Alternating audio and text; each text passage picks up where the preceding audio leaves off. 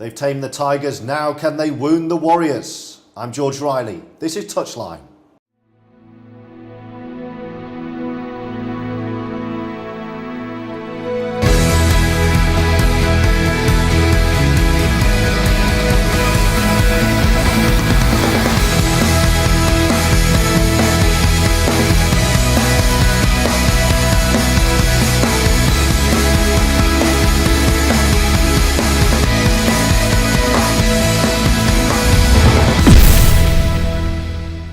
Hello again and welcome to Super League Touchline. We are at the home of Featherstone Rovers this week, one of the famous old grounds of Rugby League here at Post Office Road. And this is the area that coach Davil Powell will be earning his money just before kick-off Friday night in one of the biggest games of the club's recent history. The Challenge Cup holders, Wigan Warriors, are in town. This place was rocking a couple of weeks ago when Featherstone knocked out the local rivals Castleford from the Carnegie Challenge Cup. Can they do it again? All the build-up to the big one on the way, along with this lot.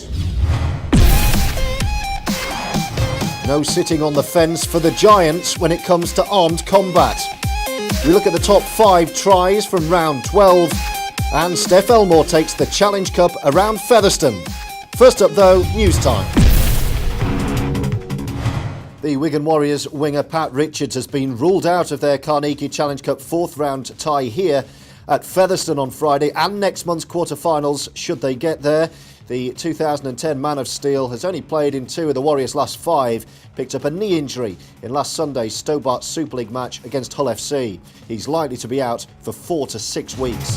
The quarter-final draw for the Carnegie Challenge Cup will take place on BBC Radio 5 Live's breakfast programme on my day job on Tuesday the 1st of May. Presenters Nikki Campbell and Rachel Burden will draw the last 8 from the Velvet Bag at around 8:20 a.m. Those ties over the weekend of May 12th and 13th, with all 4 games televised across the BBC and Sky. And the Bradford Bulls chairman Peter Hood is preparing to depart the Stobart Super League club in the wake of calls for his resignation. Hood, who last month launched the club's appeal for £1 million to save them from administration, says he's to stand down after 6 years at the helm and 18 years on the board. Now, Huddersfield Giants' position at the summit of Super League proves they've no real issue with contact sports, but what do they like when we take them off the Rugby League pitch and out of their comfort zone as well? We decided to find out, and threw a couple of swords in for good measure. The Huddersfield Giants have been known for losing a few life or death battles in seasons gone by. The question this season is, can they defeat all comers? Well, it's time to cut these Giants down to size in a battle of the swords.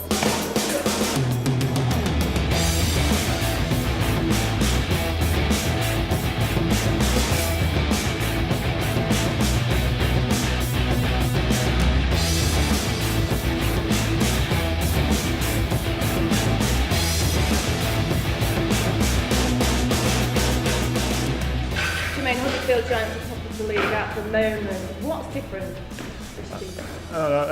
Well, the main thing really, we've changed the way we play. I think we're more attractive to watch. We play a lot of attacking rugby from the back of the field, wherever really out wide. We've got very skillful players, so I reckon that's the main thing. And just the personnel, we've lost a lot of experience. We've got a lot of young players in the team now, and they just play what they see. They play off the cuff because it's really they're young and they don't have no fear. Does it feel different in camp in terms of the team dynamics and the spirit amongst everybody? Yeah, like I said, because all the boys we're all a similar age, really young. So there's a lot of banter in camp, a lot of jokes, and that. I reckon it transfers onto the field because we're good friends in training and off the field. So on the field, you do more for your friend than just a normal teammate.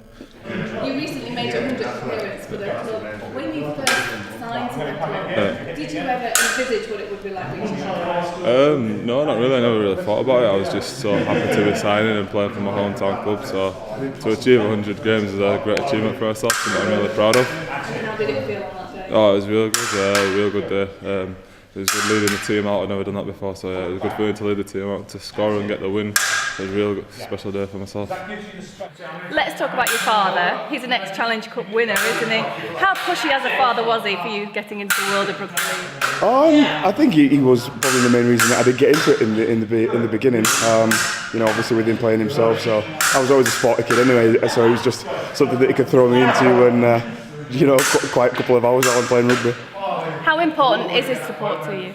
Oh, it's massive. It's a big factor. He always says how proud he is of me. So, I take all his advice that he gives me, and I just try and make him proud.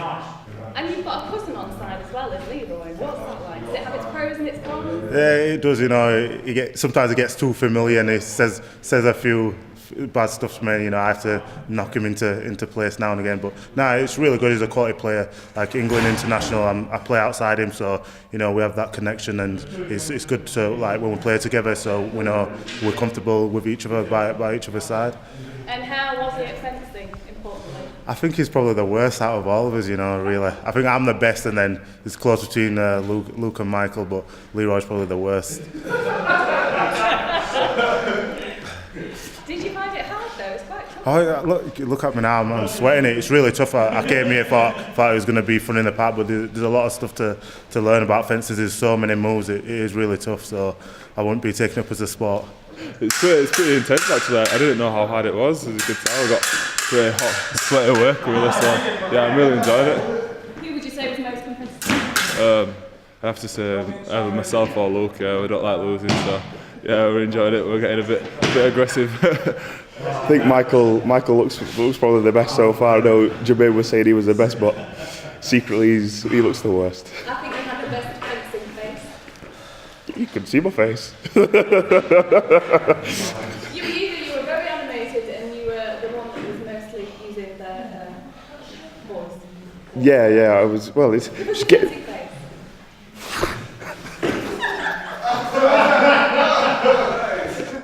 It's another beautiful summer rugby league day, this, isn't it? Let's warm ourselves up with some tries. Here's top 5. Number 5 this week, scored by the Wigan Warriors. Just given away by Tompkins. Hock, seemingly going nowhere, but great power to finish.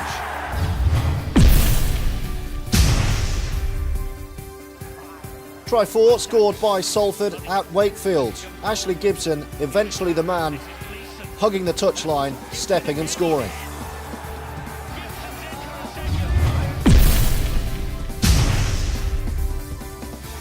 Number 3, mud everywhere, but he doesn't stop this man. Luke George for Huddersfield at Bradford cannot stop scoring tries.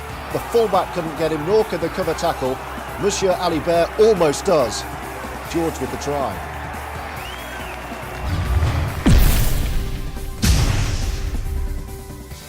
Second best, Warrington Wolves. The old magician heavily involved, Lee Breers giving it to Benny Westwood, back to Breers, then the little show and the go. Joel Monaghan dollies it up. Brett Hodgson says thank you very much indeed. Try of the week though, and how many times have I said this season on Touchline? Made by Danny Brough. Great step, great pace, and how about that for vision? The easy job was done by Jermaine McGilvray. Top try. So 1983, some 29 years ago, Featherstone Rovers won the last of their 3 Challenge Cups, but reminiscing has been replaced in the past fortnight or so with a little bit of reality. A few if-onlys after knocking fierce Derby rivals Castleford out of the competition. The draw then handed the cup holders Wigan the chance to come here to Post Office Road, and I don't think the Warriors will fancy it if it's like this. So the locals have had a chance to see what it's all about, and even more so as we sent Steph around with the famous old trophy. The last time this cup made it to the streets of Featherstone was after Featherstone Rovers beat Hull FC in the Challenge Cup Grand Final in 1983. They were the underdogs then, and they're the underdogs now.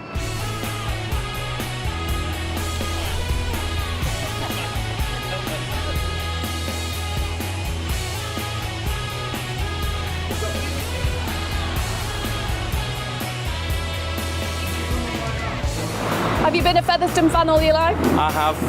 My mum and dad actually met at the ground, so I've had to be a Featherstone fan all my life. Have you enjoyed seeing the Challenge Cup? Oh yes, I have, yeah. Fantastic. Keep touching it and holding it. When Dobby's looking. Nicknamed the Flat Cappers, the club shared a close link with the local mining community and went on to win the Challenge Cup 3 times since the 1960s, times which hold lasting memories for many. When I was 10, it came to my school and it's a memory that's always stuck in my head, so to see it again today for me is really exciting as well. So you, I presume, are a Featherstone fan? I am, yes. And what was the atmosphere like in 1983 when they did win? I didn't go to the final, I watched it on the television, but the atmosphere when they came back with the cup was phenomenal. Everybody was in the lane, there was nobody in the houses, they were all there welcoming the players back and the cup.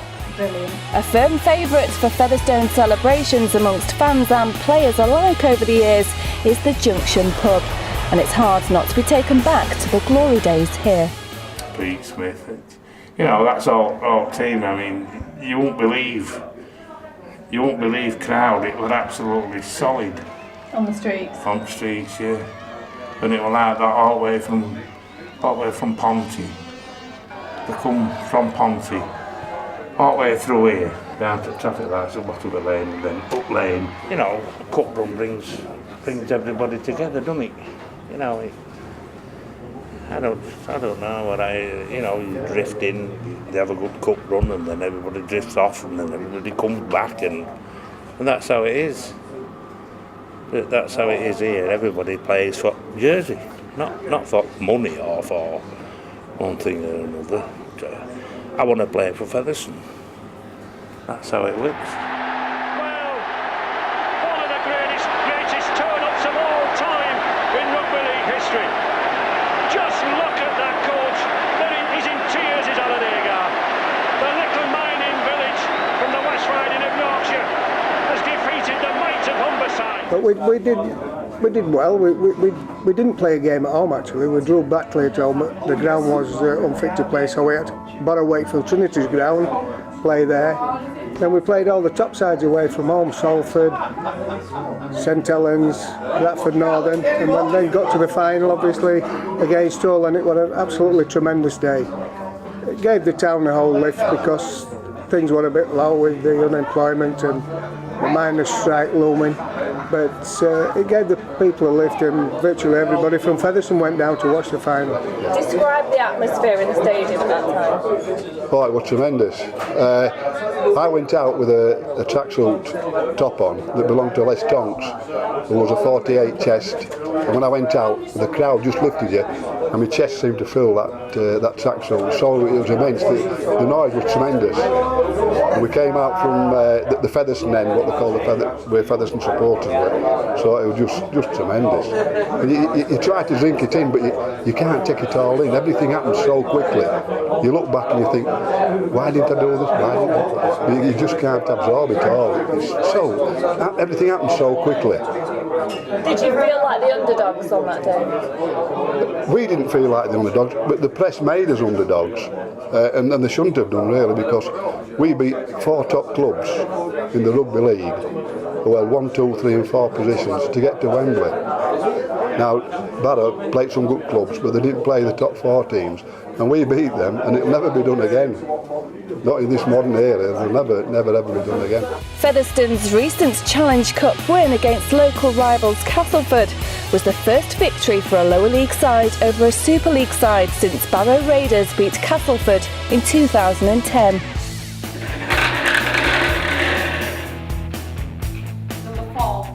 Number 4, Featherstone Rovers.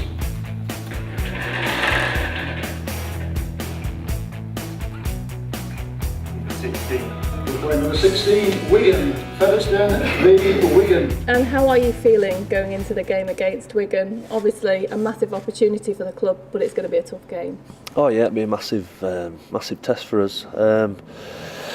Obviously we'll take some confidence from beating Cass. No disrespect to Castleford, but obviously Wigan are a little bit better than Cass. So it's going to be another big challenge for us.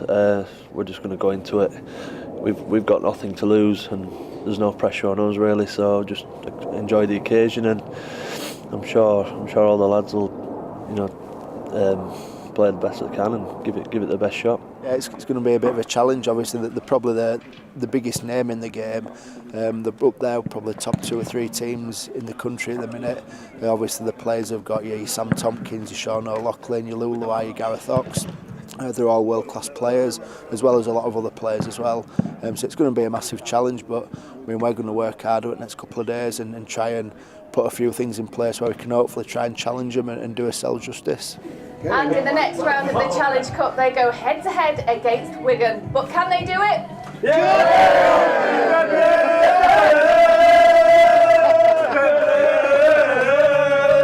I hope Featherstone rise to the occasion, and I hope they give Wigan a very good game and make it tight and make it close and don't give them much room to work in.